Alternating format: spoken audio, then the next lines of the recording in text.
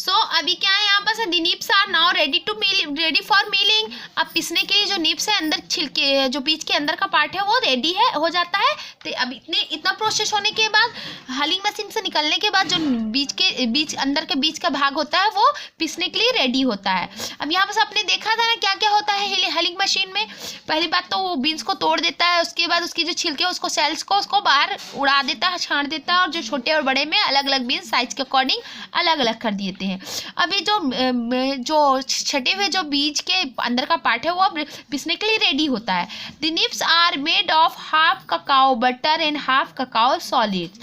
जो निप्स है उसमें से क्या बनता है, कुछ तो बटर बनता है। बटर मतलब समझते हैं ना, जैसे हमारा बटर घी दूध से बनता है ना, घी से, तो दूध से बनता है, तो वैसे ही निप्स से ना कुछ पार्ट तो बटर निकलता है, कुछ ना सॉलिड भाग निकलता है। जैसे कि हम लोग सोयाबीन का बीन्स होते हैं, सोयाबीन होती है ना, तो उसको जब हम पीसते हैं तो क्या निकलती है, सोयाबीन की कुछ पार्ट तो सॉलिड निकलता है, जिससे हम लोग बड़ी बनाते हैं, चंक्स बनाते हैं सोयाबीन बड़ी, और कुछ पार्ट उसका तेल निकालता है। तो वैसे इसमें बटर और ककाओ का एकदम सॉलिड पार्ट निकलता है।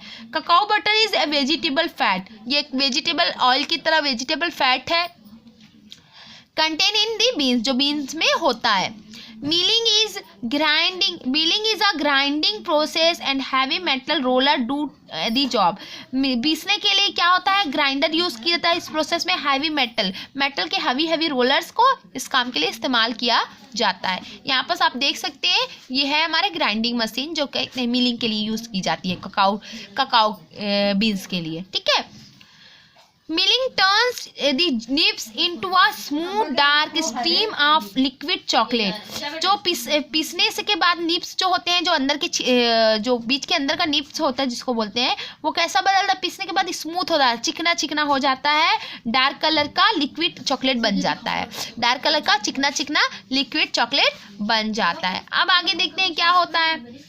The milk tankers bring fresh milk to factory every day। Factory में क्या आती है, टैंकर्स में ताजे ताजे दूध आते हैं। The milk is tasted and pasteured and sugar is added to it।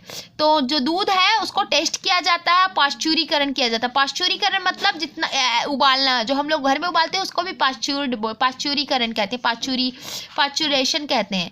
पाश्चुरेशन में क्या होता है, उबाल कर ठंडा किया जाता है, फिर वापस उबाला जाता है। इससे क्या होता है, उसमें जितने फंगस होते हैं, जितने बैक्टीरियाज होते हैं, जो गलत बैक्टीरिया होते हैं, गलत इफेक्ट डालने वाले बैक्टीरिया होते हैं, वो सारे खत्म हो जाते हैं। और उसमें क्या मिलाया जाता है, शुगर भी मिलाया जाता है, शक्कर भी मिलाया जाता है, ठीक है। This mixture is slowly dried until it turns thick. इसको धीरे धीरे मिक्सचर को जो उसी में मिलाया जाता है। जो हमारे पास जो था ना चॉकलेट का लिक्विड चॉकलेट था, उसमें दूध भी पाश्चुरीकृत दूध भी मिलाया जाता है, और क्या मिलाया जाता है, शुगर मिला दिया जाता है। उसके बाद वो उसको तब तक इसको मिक्स करके उसको सुखाया जाता है जब तक वो गाढ़ा ना हो जाए। Now the chocolate liquor is combined with milk and sugar mix. अब वो जो चॉकलेट का लिक्विड था वो किससे मिला जुला हुआ है, उसमें दूध भी मिला हुआ है और साथ में शुगर भी मिला हुआ है। This new mixture is dried into the course brown powder called chocolate crumb. अब इसको ना, ये जो मिक्सचर है, इस मिक्सचर को सुखाया जाता है, खुरदुरा, जब तक वो खुरदुरा सा और क्या नहीं हो जाता, ब्राउन कलर का पाउडर, या फिर जिनको चॉकलेट क्रम्ब कहा जाता है, छोटे छोटे टुकड़े में जब तक नहीं आ जाता तब तक उसे सुखाया जाता है। आगे मूव करते हैं पेज नंबर 67 में। पेज नंबर 67 में आप लोग यहाँ पर देख लिए, इसमें क्या हुआ, जो हमारा बिसा हुआ निप्स थे उसको, उसके बाद क्या किया जाता है, उसमें सब दूध और शुगर मिलाने के बाद क्या किया जाता है, उसको सुखाया जाता है जब तक क्रम नहीं बन जाते, चॉकलेट क्रम नहीं बनते। क्रम मतलब वो जो छोटे छोटे पार्ट्स नहीं होते उसे। द चॉकलेट क्रम travel through special steel rollers.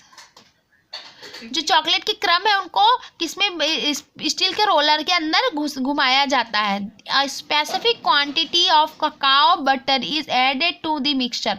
और एक मतलब क्वांटिटी में, एक बैलेंस क्वांटिटी में जो ककाओ का बटर बनता है ना, ककाओ पाउडर से जो बटर बनता है उसको भी इसमें मिलाया जाता है।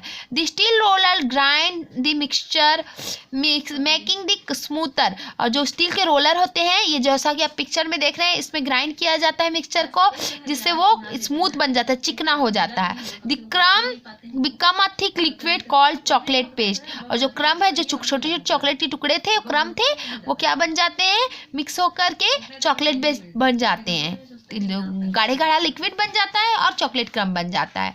अब आगे मूव करते हैं। यहाँ पर the next step is called conching. Conching कहते हैं, जो अगला जो काम होता है उसे कॉन्चिंग कहते हैं। कॉन्चिंग में क्या होता है, अब वो पेस्ट जो रेडी हुआ उसको क्या करेंगे, the paste is poured into huge vats called कॉन्चेस।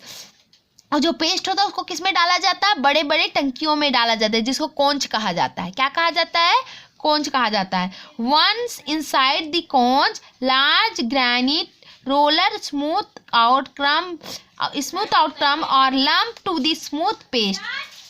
एक बार जो कॉन्च के अंदर जाता है उसके अंदर रोलर्स के थ्रू क्या होता है, क्रम्ब और लिम्प होते हैं ना, जो मतलब जो क्या बोलते हैं, उसके गुटले अगर हो इसके अंदर छूट जा रहते हैं, वो क्या हो जाते हैं, उनको स्मूथ पेस्ट को कर दिया जाता है।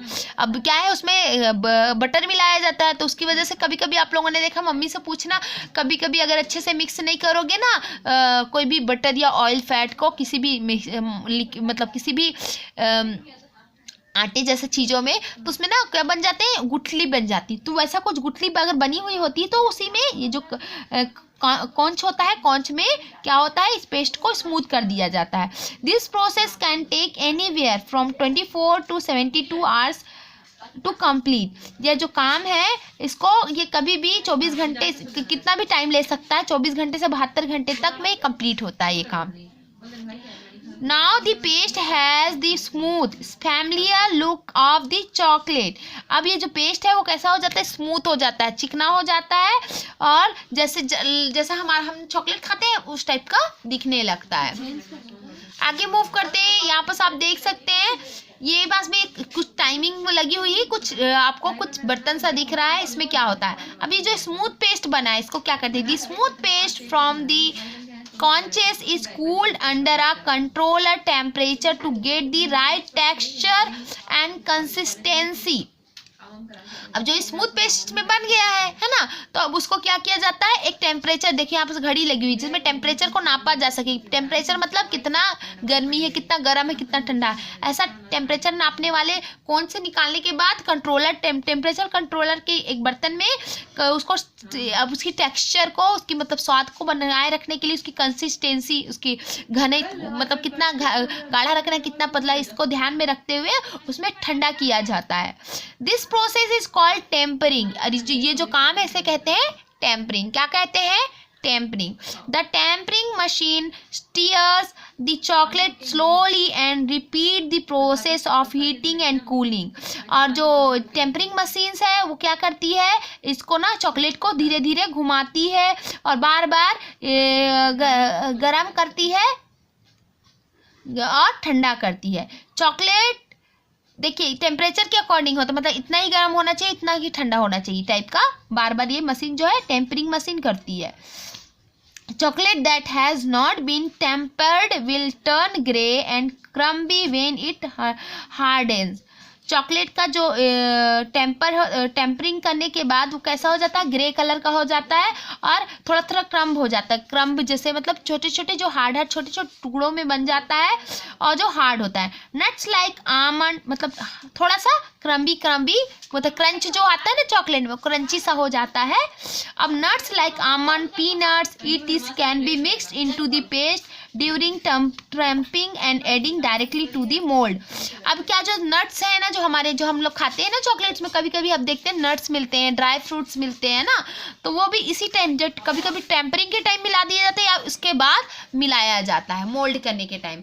अब आगे जो प्रोसेस होगा वो होगा मोल्डिंग का। अब देखा ना चॉकलेट जो हमारे खाते कितनी मुश्किल से, कितने सारे प्रोसेस होने के बाद मिलता है चॉकलेट बार्स। अब जो है मोल्डिंग होगी। अब वो जो बन गया है ना पेस्ट बहुत ज़्यादा गहरा स्मूथ सा, अब उसकी मोल्डिंग होगी। The tempered chocolate paste is then poured into moulds of different shapes and sizes. जो टेम्पर किया हुआ चॉकलेट है, जो हमने टेम्परिंग मशीन में देखा था कि टेम्परिंग हुई, उसकी टेम्पर किया गया, वो जो पेस्ट है उसको किस में उंडेला जाता है, मोल्डिंग की मशीन जो है, जो अलग अलग साइज की और अलग अलग शेप की होती है, उस पर उंडेल दिया जाता है। The molding machine can fill up to 1000 molds per minute। जो मोल्डिंग मशीन है ना, वो कम से कम 1 मिनट में 1000 चॉकलेट्स को मोल्ड करती है, शेप देती है। मोल्ड करना मतलब शेप देना, जो उसका साइज है ना, जिस आकृति का है उस आकृति का बनाते हैं। The chocolate filled molds are put through the bumpy ride to remove any air bubbles। तो जो चॉकलेट की मोल्ड्स है वो कैसा हो जाता है, वो चॉकलेट का जो मोल्ड करते हैं उस टाइम क्या होता है, वो खुरदुरा सा, मतलब उबड़ खाबड़ मतलब उबड़ खाबड़ रेस से गुजरता है। मतलब जैसे देखिए मोल्ड हो रहा है तो वह सीधा सीधा ना निकल करके ऐसे ऐसे ऐसे लहराते हुए निकलता है, ऐसा बोल रहा है। इससे क्या होता है, जो उसके अंदर एयर बबल्स, मतलब अगर बनते टाइम कभी कहीं पास एयर बबल्स हो गए, बबल नहीं बनते हैं किसी भी चीज में, वो अगर बन गए हैं तो वो निकल जाते हैं।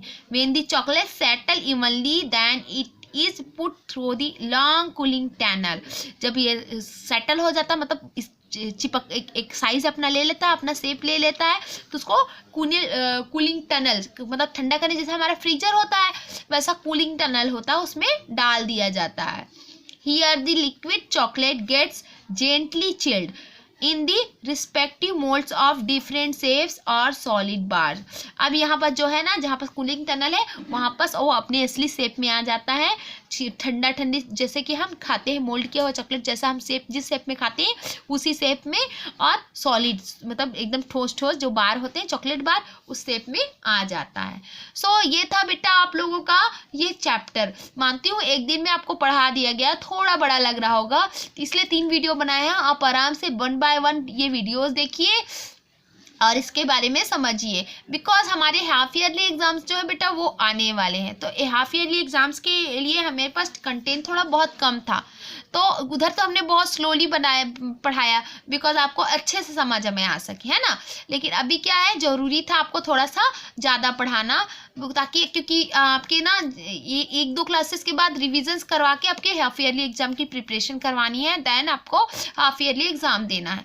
तो उसके अकॉर्डिंग मैंने थोड़ा सा आज की क्लास थोड़ा लेंदी ले ली, ताकि आपको आपका कोर्स को थोड़ा सा आगे कर सके। पर जितना हम पढ़ाए रहेंगे वहीं तक आपका एग्जाम में आएगा, उससे ज़्यादा नहीं आएगा, ठीक है। So prepare for the half yearly exam and ध्यान से थोड़ा सा फोकस करें, थोड़ा ज़्यादा मेहनत कर लें, फिर वापस हम थोड़ा स्पीड को स्लो कर देंगे। Okay, so student this is sufficient for today. Will meet in our next class, next video. So till then stay safe, stay blessed and be careful. Have a nice day.